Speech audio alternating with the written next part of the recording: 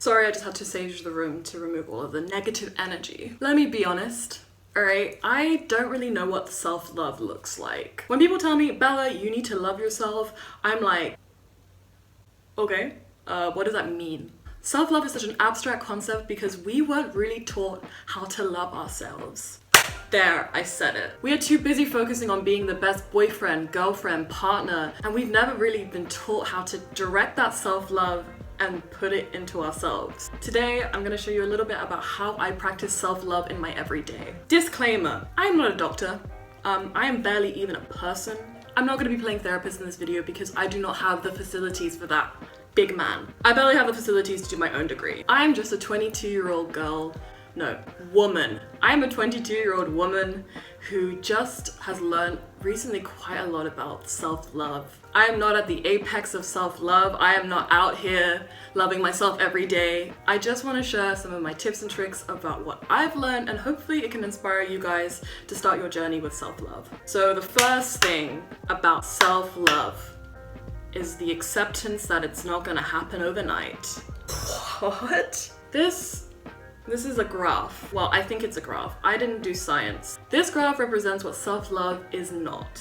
It is not a linear process. Every day is not going to show immediate progress. It's unlikely that you're gonna wake up one day and be like, today I'm going to conquer the rock climbing industry. In my experience, self-love is more like this. It is rocky, we have our ups and downs, but we make lemonade, all right? Throughout time, it gets better. Acknowledging this makes it super easy to understand that self-love doesn't have an end destination or goal. It's more about like the journey. Oh my God, I sound like a self-help book. Number 2, walk around in something that makes you feel good. The power a good outfit can bring is exceptional. There is always something in your closet that makes you feel good.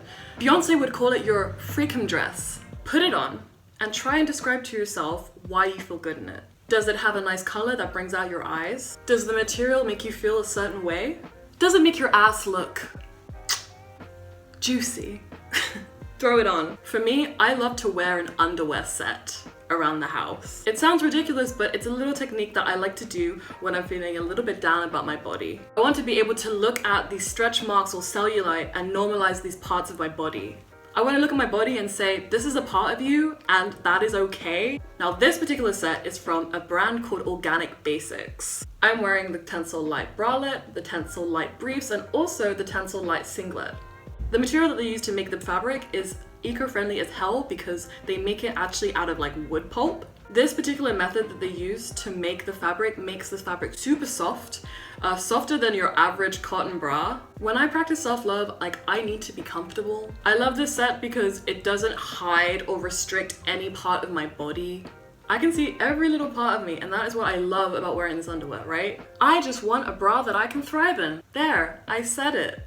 Sometimes with underwear, I can feel that the bra or whatever is cutting into my side. I don't feel that with this particular set. I love the color. It's making me feel soft and sensual like I am in an Ariana Grande video. If you're interested in the set and Organic Basics, you can use my code BELLAOBC for 10% off your first order. You can use my affiliate links in the description below. Organic Basics are an awesome company devoted to sustainability and comfort, which is, for me, very important.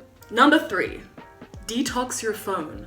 Social media is a powerful tool, right? Every time you open your Instagram, you're being punched in the face with all of these people, ideas, concepts, brands, whatever. Some of these people do not deserve to be in your headspace, sis. There was a time where I followed people on Instagram or whatever out of obligation. I followed certain people because I feel like I had to know what they were posting and what they were doing. And then one day I realized, oh my God, Brittany, I do not care about your kale smoothie today. Go through your social media and ask yourself, how does this add value to my life? Everyone under the sun has that person that they follow, and every time they post, you're like, oh, Brittany posted.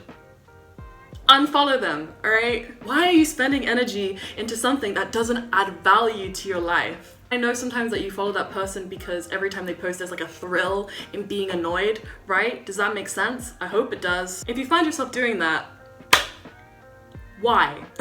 The point is that self-love for me is filling your physical and digital space with content and things that empower you. If every time you open your social media and you're being bombarded with stuff that makes you feel like crap all the time, like that is not gonna contribute to your growth. Number 4, pick up a hobby that is only for you and no one else. Remember when you were a kid and you were forced to do a hobby because your parents told you to do it? For me, that was netball. Netball is an aggressive sport. Listen up. You will never have the fear of God smacked into you until you have a 13-year-old girl called Becky wearing a neon wing attack bib screaming at you because you walked over a painted semicircle. I digress. I hated netball and I didn't want to do it. But guess what? I'm 22 years old and I don't have to do anything I don't want to do anymore. I practice self-love by making time for myself and having hobbies that are just for me. For example, I like to crochet and knit. 1 second, brief interval. Oops. See, I made a skirt. And it fits me, unlike anything from Urban Outfitters. Sorry, not sorry. When someone asks you where you got that top from and you can say something like, oh thanks, I crocheted it. I'm actually better than you. I'm going off topic, I have ADHD. Anyways, these things are just for me, no one else, and that for me is a perfect self-love activity. Number 5. Eat. Without going into too much detail, I in the past saw food as a way to punish and reward myself. Recently, I've been trying to get into this mindset that food is something that should nourish me and keep me going, not something that should be taken away and given if I do a certain task or do a certain thing, if you know what I mean. I'm trying to normalize eating to live, not restrict. Whenever I have those guilty feelings, I remind myself, baby girl, you cannot be on this earth if you don't eat. How will you thrive and be the fabulous person you are today without having something to eat, right? So whenever I practice self-love, I go out and I make myself a hearty meal. This could be takeout, this could be cooking for myself. It doesn't have to be a salad, but it doesn't have to be a burger. I just want to eat something that makes me feel good and healthy and whole. I do not care about the nutritional values of this meal. Personally, I've been really into shawarma recently. When you're out in the sun in Copenhagen and you are perishing in the heat, sometimes a durum kebab really do be it. I go outside, I cycle to my favorite place called Kebabistan. That's its actual name, don't cancel me. It's a moment of gratitude, right? Because I'm just saying to myself, like, I am happy that I can just be on this earth and nourish myself. And it's kind of spiritual, but like, it's something that helps me, you know? I don't want to dwell on those feelings of guilt after eating something. I just focus on the gratitude after eating something I love and enjoy. Alright guys, that is the end of the video. If you guys enjoyed this video and enjoy this kind of light-hearted self-love, self-confidence, self-care content, please subscribe, like this video. I do similar kind of content on my Instagram, so be sure to follow me on there too. Also, I would really love to hear about how you guys practice self-love. What are your rituals? What are your little things that you do that keep you going? Take care of yourselves and see you guys next time.